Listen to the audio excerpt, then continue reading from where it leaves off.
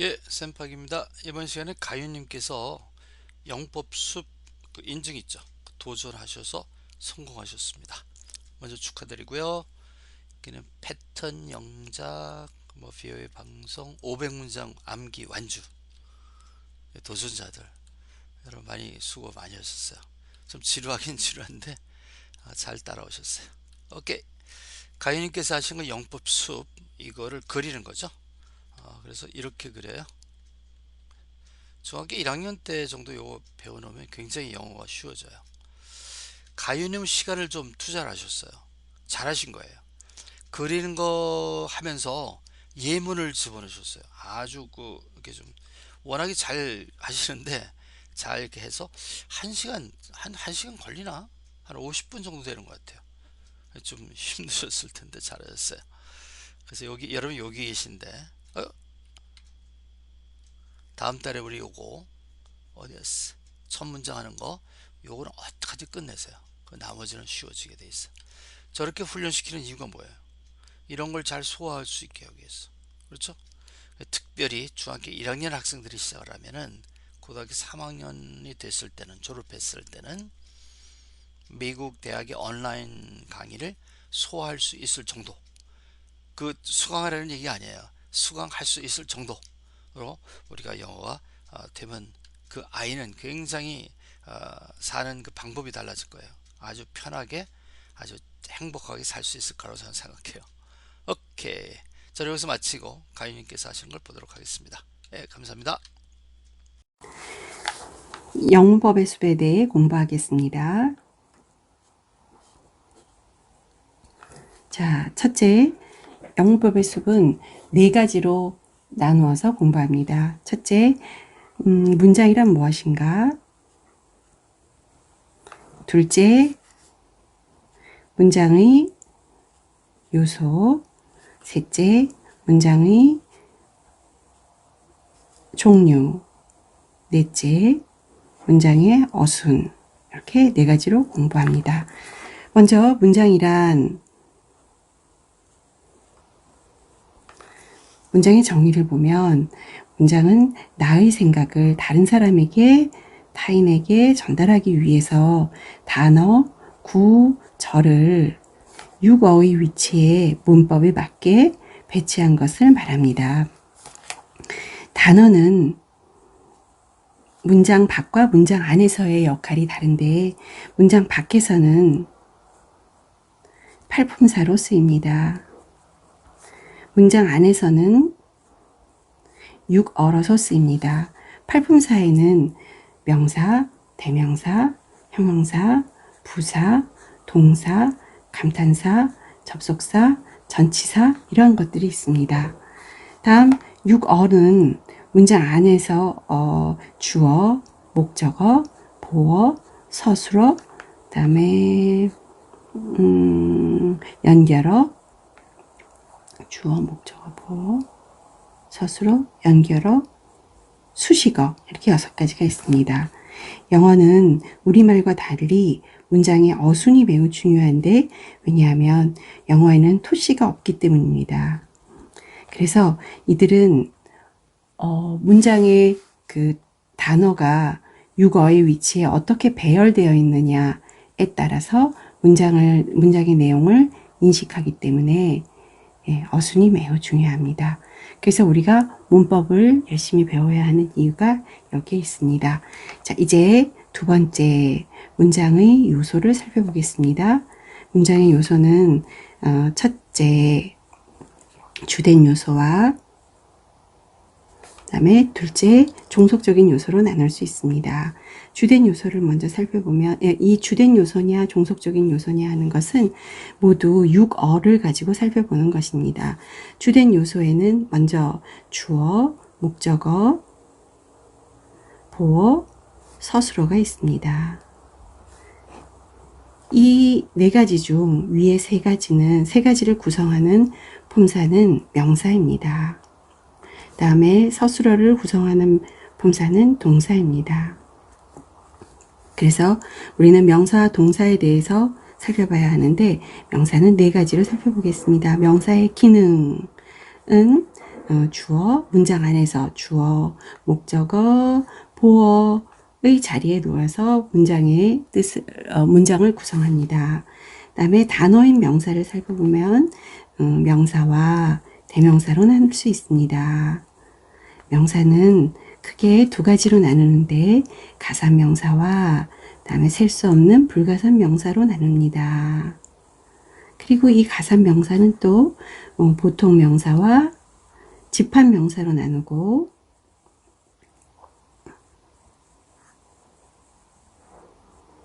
그다음에 집합 명사로 나눕니다. 다음 불가산 명사는 고유명사, 그다음에 추상명사,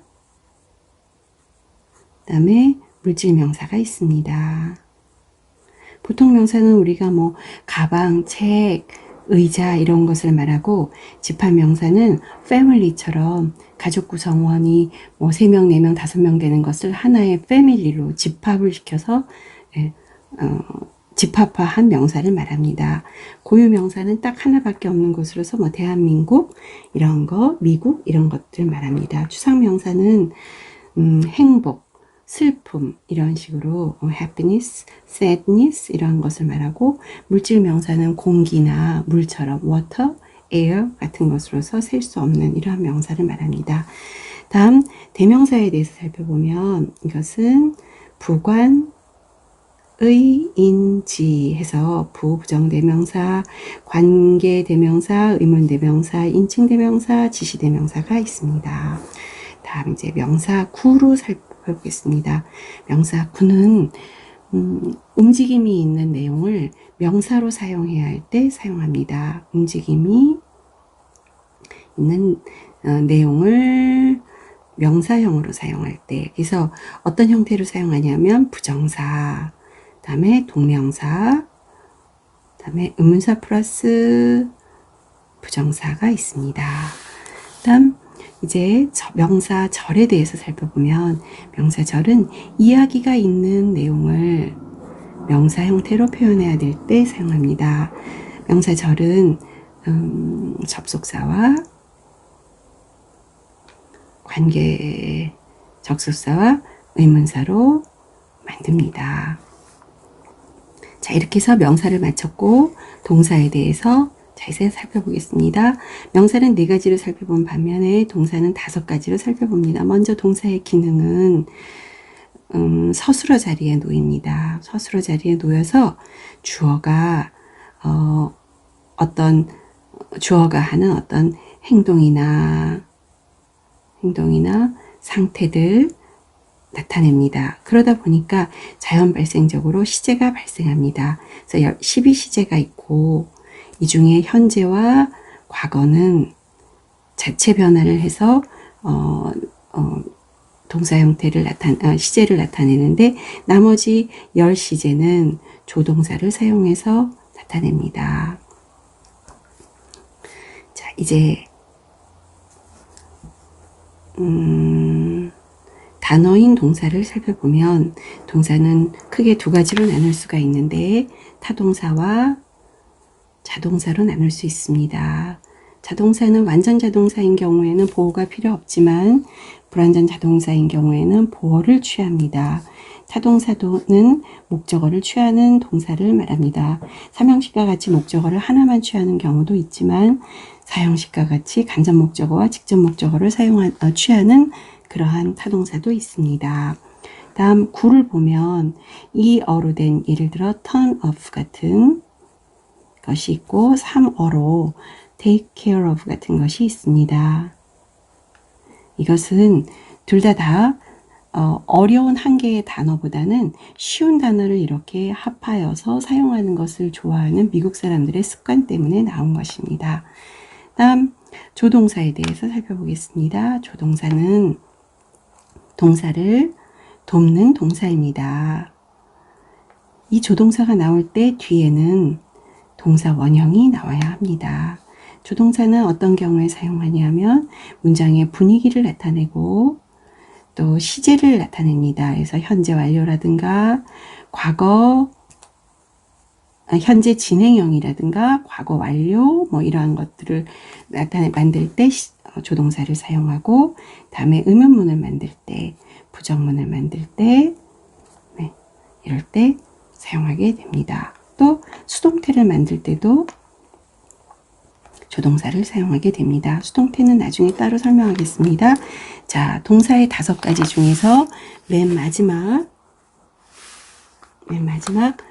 준동사에 대해서 살펴봅시다. 준동사는 동사는 아닙니다. 그래서 동사가 아니어서 동사 자리에 들어갈 수 없습니다. 그러나 동사에서부터 파생되어서 구성되었기 때문에 동사의 성질을 따져서 문장을 만들어야 합니다. 즉 타동사냐 자동사냐에 따라서 보호와 목적어를 잘 취해줘야 합니다. 그러면 이러한 준동사의 종류에는 어떤 것이 있는가 살펴보면 부정사, 다음에 동명사, 분사가 있습니다. 분사에는 현재 분사와 과거 분사가 있습니다. 이 동명사와 현재 분사는 모양이 ing가 붙어갖고 똑같습니다. 그러나 문맥 안에서 우리는 이것을 충분히 구분할 수 있습니다. 자, 이렇게 해서 문장의 요소 중 주된 요소를 모두 마쳤고, 이번에는 두 번째 종속 요소를 살펴보겠습니다.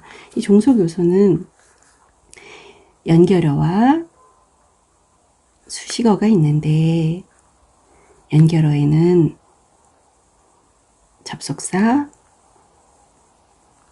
그 다음에 전명구, 그 다음에 관계사가 있습니다. 그 다음에 수식어에는 형용사와 부사가 있습니다. 이거에 대해서 살펴보겠습니다. 먼저 연결어를 보면 좀 전에 얘기했듯이 3가지 접속사가 있는데, 접속사는 등위 접속사와 그 다음에 종속 접속사가 있습니다.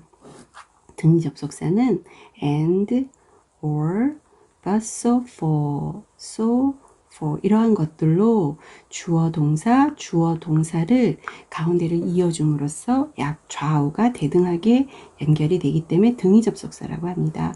다음 종속 접속사는 주어와 동사가 있는데 여기에 하나의 어떤 목적절을 집어넣어서, 목적절이나 형용사절을 집어넣어서 이 안에 s와 v가 있습니다. 그래서 종속적으로 절이 들어가게 함으로써 문장을 만드는 경우를 말합니다. 다음 관계사를 보겠습니다. 관계사에는 관계 대명사절과 그다음에 관계 부사절이 있는데, 이건 모두 다 형용사 역할을 하게 합니다. 관계 대명사절은 선행사가 사람이나 사물을 나타내기 때문에 그 뒤에 오는 절에서 사람과 사물이 빠져서 뒷절이 불완전합니다. 또 이번엔 부사절을 보면 선행사가 부사적인 요소가 됩니다. 사가 부사적인 요소. 예를 들면 이유, 방법, 시장 같은 것이기 때문에 이런 것들이 문장 뒤에서 빠졌을 때 우리는 문장을 불완전하다고 보지 않습니다. 그래서 완전한 절이 오게 됩니다. 다음 마지막으로 전명구를 보면, 전명구는 장소, 이유 이런 것을 나타내게 되며, 그래서 형용사나 부사적으로 사용하게 되고, 이것은 전치사와 에다가 명사를 합쳐서 구를 만든 것입니다. 이렇게 해서 연결어를 살펴봤고, 이번에는 수식어를 살펴보겠습니다. 수식어는 형용사와 부사가 있는데, 먼저 형용사를 살펴보겠습니다. 4가지로 볼 건데, 첫째, 형용사는 명사의 상태, 수량, 성질 등을 나타냅니다.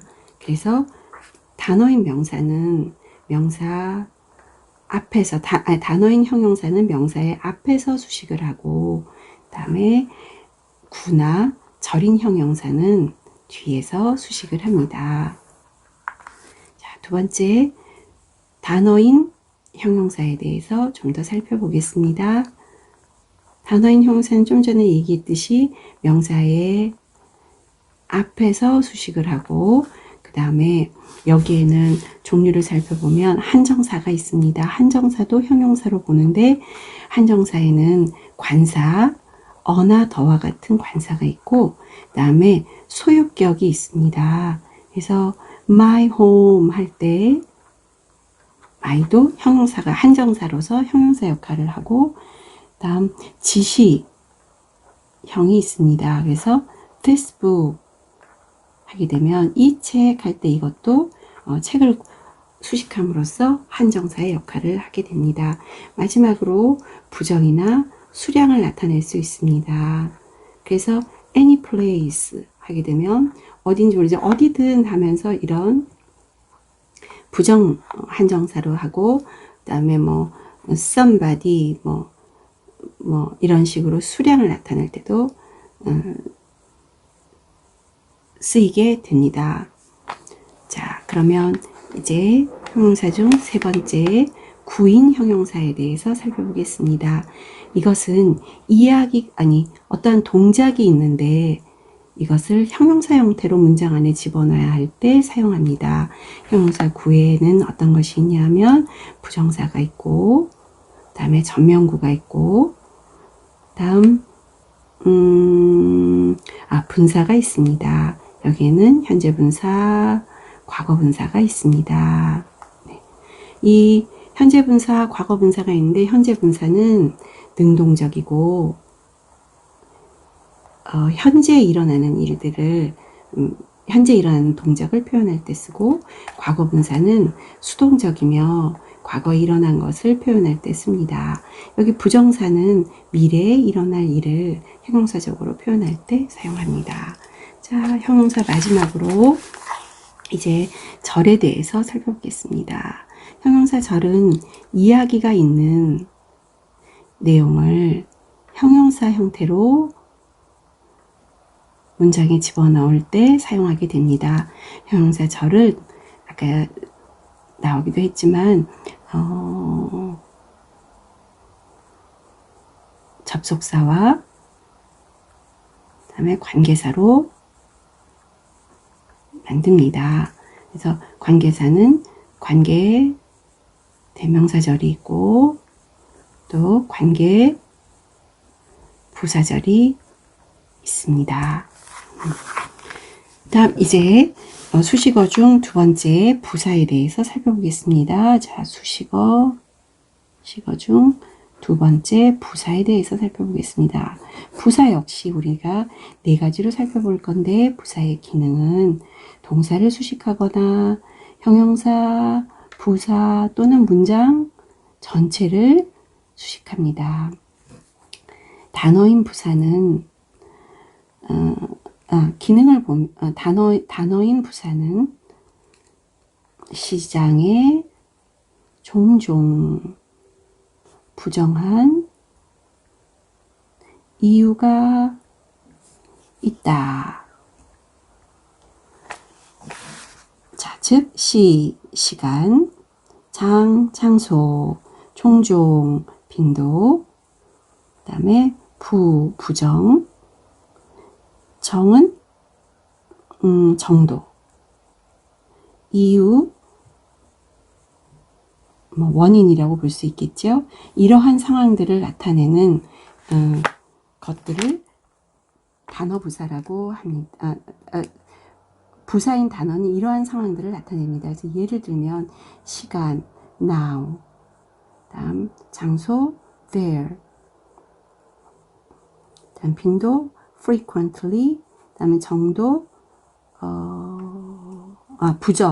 부정은 never 이런 것들, 다음에 정도는 very, 다음에 therefore 그러므로 이러한 모든 것들이 다 부사입니다. 그래서 부사를 사용함으로써 문장을 더욱 풍부하게 만들 수 있습니다.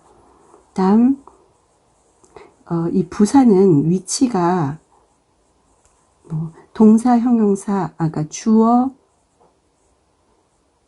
그러니까 주된 요소, 주어, 서술어, 목적어, 보어 이러한 형식 요소에 비해서 우선순위에 항상 위치가 밀리게 됩니다. 그러나 대부분의 경우는 문장의 앞에 놓이게 됩니다. 그러나 동사를 수식하는 경우는 동사 뒤에 놓이게 됩니다. 다음 이제 부사 구에 대해서 살펴보겠습니다. 부사 구는 다른 것들과 마찬가지로 어떠한 동작이 있는 내용을 부사의 위치에다가 놔서 표현할 때 쓰이게 됩니다. 종류를 살펴보면 부정사가 있습니다. 이 부정사는 미래의 동작을 나타내고 싶을 때, 그 다음에 전명구가 있고, 그 다음 분사구문이 있습니다. 분사구문은 부사절을 구로 만들 때 사용해서 씁니다. 그래서 ing 형태를 쓰게 되는데 이게 앞에 오기도 하고 뒤에 오기도 하고 합니다. 이렇게 해서 수식어의 연결어의 이렇게 해서 수식어 중 두 번째 부사에 대해서 살펴봤습니다. 이렇게 함으로써 문장의 요소, 주된 요소와 종속적인 요소를 모두 살펴봤습니다. 자, 이제 세 번째 문장의 종류를 살펴보겠습니다. 문장의 종류에는 구조상 단문, 중문, 복문 이렇게 나눕니다. 단문이라는 것은 주어와 동사가 마침표 안에 하나만 있는 경우고, 중문은 주어 동사가 중간에 등위 접속사로 연결된 경우를 말합니다. 그래서 and, or, but, for로 연결된 경우를 말하고, 복문은 주어와 동사에다가 목적어나 목적절이나 형용사절을 가지고 이 속에다가 문장 안에다가 집어넣음으로써 종속적으로 집어넣음으로써 구성된 문장을 말합니다. 다음 의미상으로 살펴보겠습니다. 의미상으로는 평, 의, 감, 기, 명 이렇게 됩니다. 그래서 평, 평서문, 의, 의문문, 감, 감탄문, 기, 기원문, 명, 명령문입니다. 이 세 가지는 특별한 게 없기 때문에 그냥 넘어가기로 하고, 평서문은 문장의 어순, 오형식에서 살펴보겠습니다. 자, 의문문에 대해서 조금 더 자세히 지금 살펴보겠습니다.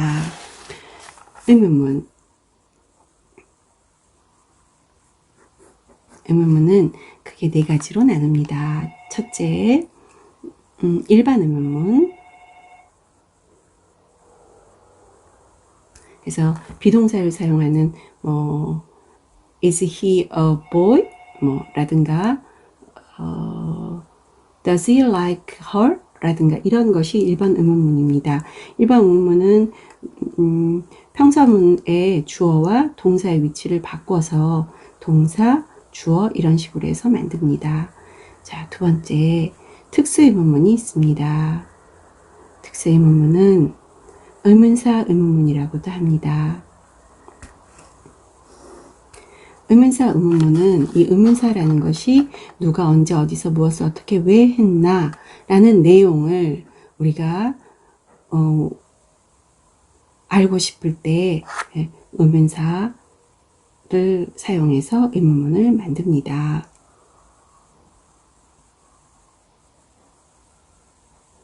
다음 세 번째, 간접 의문문이 있습니다. 간접 의문문은 직접 물어보는 것보다 훨씬 완곡하게 질문을 함으로써 듣는 사람을 좀 편하게 해줍니다. 완곡 의문문, 간접 의문문은 두 개의 의문문을 의문문 중에서 한 개의 의문문을 평사문으로 바꾸어서 이것을 명사절로 바꾸어서 그 안에 종속적으로 집어넣음으로써 간접 의문문을 만듭니다. 그러면 명사절을 만드는 법을 살펴보겠습니다. 의문문에서 일반 의문문이 있고 그 다음에 의문사 의문문이 있는데 먼저 평사문으로 바꿉니다. 의문사 일반 의문문을 평사문으로 바꾸고 그 앞에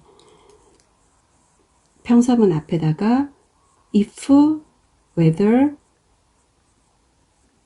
that을 절 앞에다가 놓으면 명사절이 됩니다.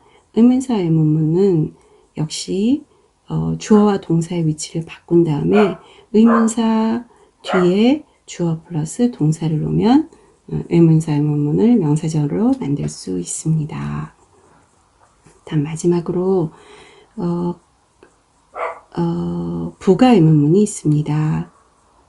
부가 의문문은 tag question이라고도 하는데 평사문 뒤에다가 평사문 뒤에 간단하게 두 개의 단어로서 평사문이 긍정이면 부정으로, 부정이면 긍정으로 해서 tag question을 만듭니다. 이것은 어떨 때 사용하게 되냐면 상대방으로 하여금 yes나 no를 바로 즉각적으로 답하게 할 경우에 이것을 씁니다. 그래서 예를 들면 Are you hungry? Aren't you? 이렇게 너 배고프니?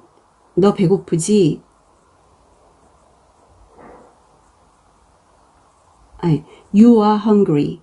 Aren't you? 이렇게 너 배고프지? 그렇지. 이렇게 물어보게 됩니다. 이때 주의할 점은 평서문에 사용된 동사의 종류를 잘 살펴보고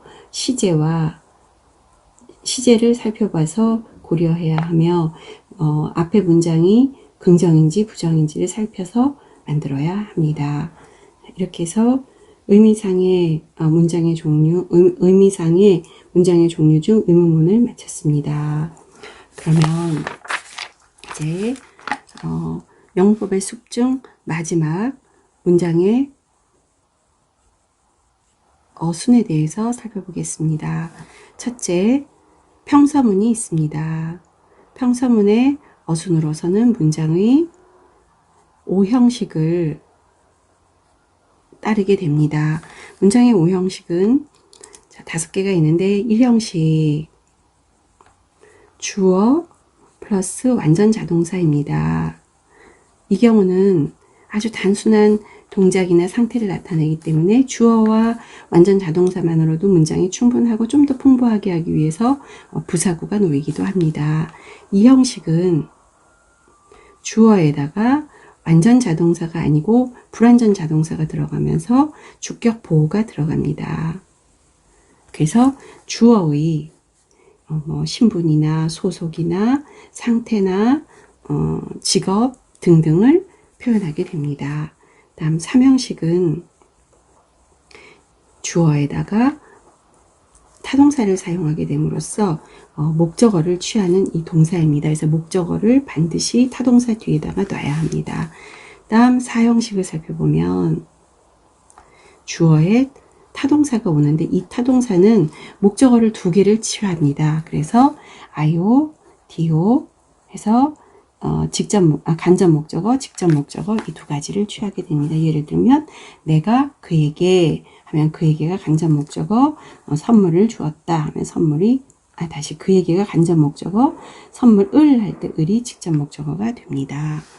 다음 문장의 5형식을 살펴보면 먼저 주어가 있고 그 다음에 타동사가 있고 목적어가 나옵니다. 그런데 이 목적어 뒤에 목적 보어가 나오게 되는 형식입니다. 이것을 살펴보면 이 목적격 보어는 목적격이라는 것만 다르지 이 형식의 주격 보어와 거의 같습니다. 그래서 목적어의 신분이나 소속이나 직업이나 이러한 것들을 나타나게 합니다. 그리고 이 5형식에 사용되는 동사 중에는 지각동사나 사역동사가 많이 사용됩니다. 이 지각동사나 사역동사가 오는 경우에 그 뒤에 오는 동사는 동사 원형을 쓰게 됩니다. 이 5형식은 주로 어떤 경우에 많이 쓰냐 하면 주어가 목적어에게 목적어에게 지시, 요구, 명령, 허가를 나타내는 상황일 때 이 오형식을 많이 사용하게 됩니다. 자, 이렇게 해서 문장의 오형식 살펴봤습니다. 자, 이제 두 번째, 이렇게 문장의 평서문에 오형식이 있는데 가끔 어떤 내용을 강조하거나 이렇게 할 때 일어나는 것으로서 도치, 어순의 도치, 그 다음에 동격, 삽입, 그 다음에 생략 등이 일어납니다. 자, 마지막으로 가정법에 대해서 살펴보겠습니다. 가정법은 화법 중에 하나입니다. 화법에는 크게 세 가지가 있는데 직설법, 즉 우리가 얘기하는 평서문에서 보통 얘기하는 것입니다. 다음 명령법, 이것은 앞으로 일어나지 않았지만 앞으로 어떤 동작을 하라라고 상대방에게 얘기할 때 사용하는 것이고, 마지막으로 가정법이 있습니다. 이것은 실제로 일어나지 않았지만 어떠한 상황을 일어난 것처럼 어떠한 상황을 가정하는 상태에서 문장을 만드는 것을 말합니다. 자, 가정법을 자세히 살펴봅시다. 가정법은 첫째, 일반 가정법이 있습니다. 그래서 여기에는 4개의 시제가 발생합니다. 현재, 그 다음에 과거, 가정법 과거, 그 다음에 가정법 과거 완료, 가정법 미래 완료 이렇게 있는데 이 중에서 현대 영어에서는 현재를 쓰지 않습니다. 왜냐하면 if 조건절로 충분히 내용을 전달할 수 있기 때문입니다. 그럼 이 중에서 우리는 3가지를 잘 알아야 되겠습니다. 먼저 가정법 과거는 현재의 사실에 반대되는 내용을 이야기할 때 많이 사용합니다. 그래서 먼저 그 형식을 살펴보면 if I were rich, 그 다음에 콤마 찍고 I would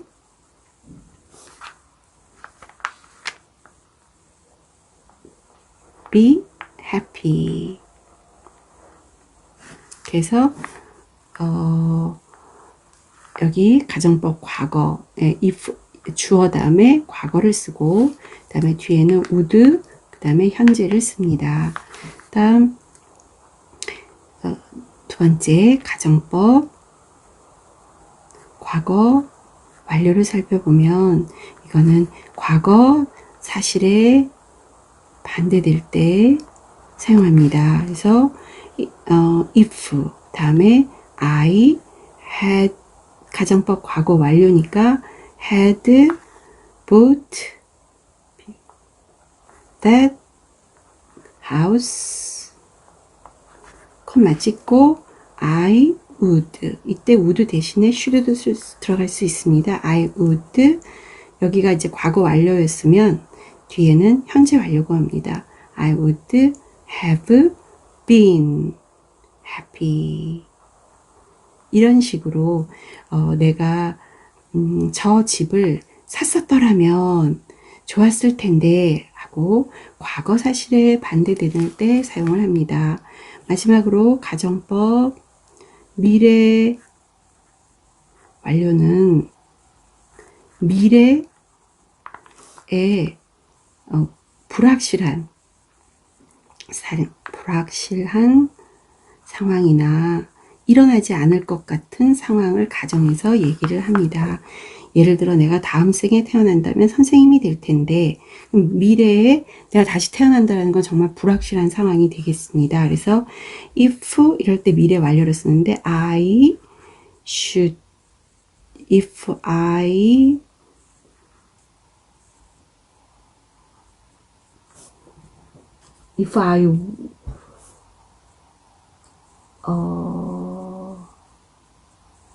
다른 문장은 내가 만일 그 시험에서 떨어진다면, 아직 떨어진 건 아니고 미래에 떨어진다면 다시 한번 재도전할 텐데, 이러면 지금 미래에 내가 그 시험에 합격할지 불합격할지 모르는 불확실한 상황일 때 미래 완료를 쓰기 때문에 if I should가 들어가고 그 다음에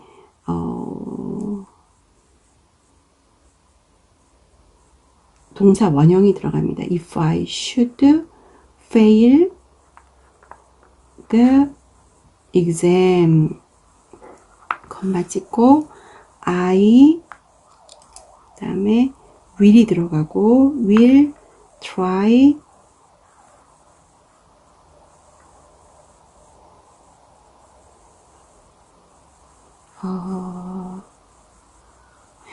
will은 현재일 때 쓰는 거고 I would try again 이렇게 됩니다.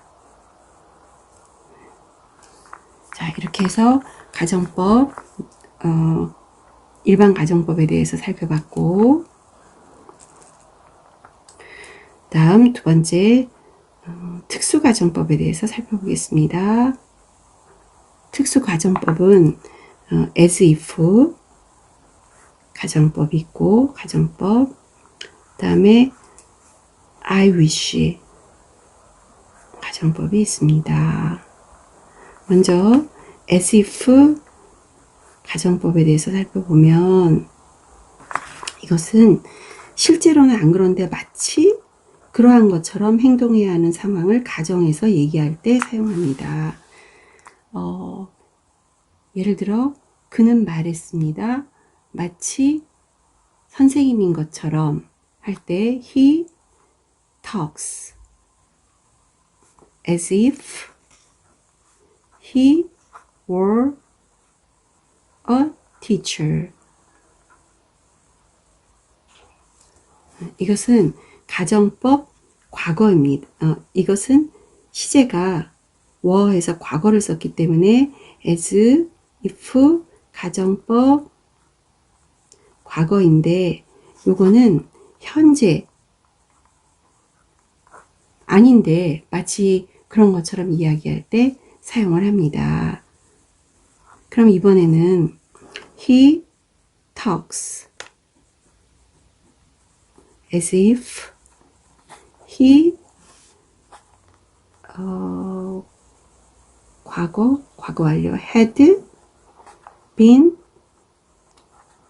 a teacher 이렇게 얘기하면 여기가 as if 가정법 과거 완료가 됩니다. 이것은 과거에 그가 그렇지 않았는데 마치 그렇게 했던 것처럼 이야기하는 상황일 때 표현하는 방법입니다. 자, 이제 특수가정법 중 두 번째 I wish에 대해서 보겠습니다. I wish 가정법 과거가 있고 I wish 가정법 과거 완료가 있습니다. 이것은 가정법 과거는 현재 이루어졌으면 하는 소망이 이루어지지 않은 것을 가정에서 표현할 때 가정법 과거 완료는 과거에 이루어졌으면 하고 희망했는데 이루어지지 않았을 때 아는 것을 가정에서 이야기합니다.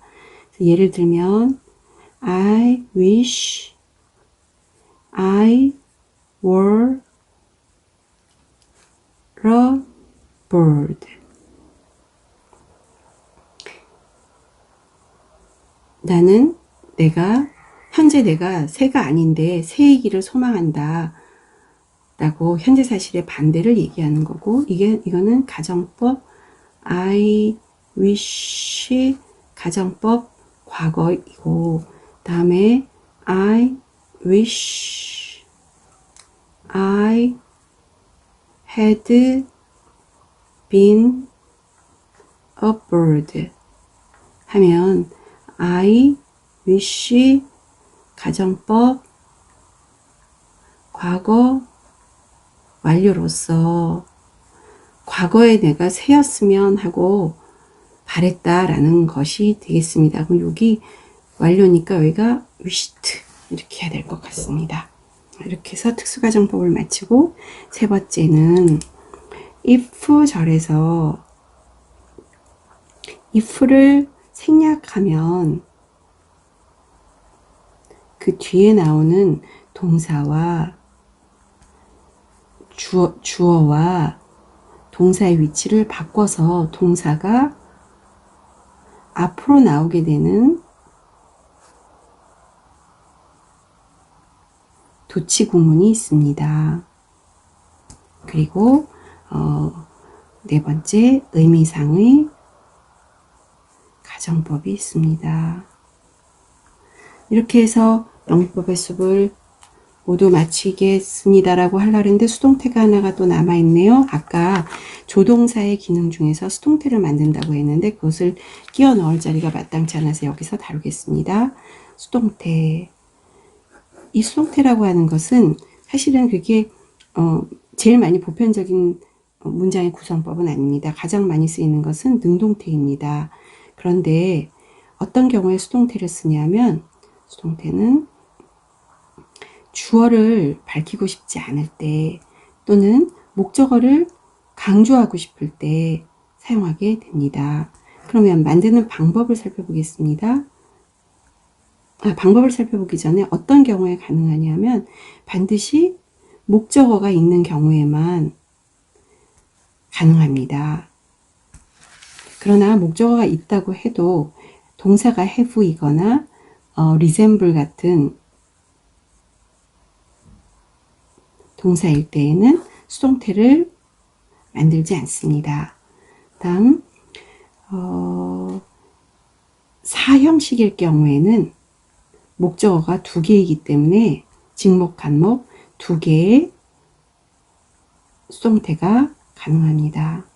그럼 만드는 방법을 실제로 살펴보겠습니다. 자, 삼형식에서 주어와 타동사와 목적어가 있을 때 이 목적어가 주어 자리에 옵니다. 수동태가 될 때, 그 다음에 이 동사가 내려오는데 이 동사가 그대로 내려오지 않고 비동사 플러스 과거분사의 형태로 오게 되며 그 다음에 주어가 이쪽 자리로 오게 되는데 by 플러스 주어가 됩니다. 이때 이것은 생략이 자주 됩니다. 왜냐하면 주어를 밝히고 싶지 않을 때 쓰는 것이 수동태이기 때문에 그렇습니다. 이상으로 영법의 숲을 정말 마치겠습니다. 감사합니다.